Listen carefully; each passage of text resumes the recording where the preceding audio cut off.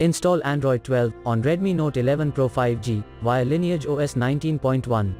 Please check the description for important notes and all the download links.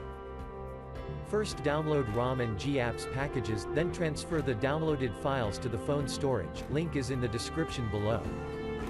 Step 2. Boot your device into TWRP recovery. Once in TWRP, click on Wipe, Advanced Wipe, and select the check boxes, as shown in the image, excluding internal storage. Step 4. Swipe the button to wipe the device.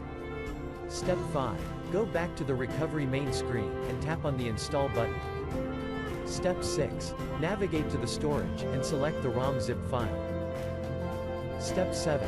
Finally, swipe the button on the screen, to install ROM file. Step 8. Flash the GApps zip package, in the same manner. Step 9. After GApps flashing completes, select Wipe Cache and Dalvik from bottom left side of screen, and swipe to wipe. Step 10. When the flashing process is complete, hit Reboot System. That's it, you have successfully installed the ROM on your device.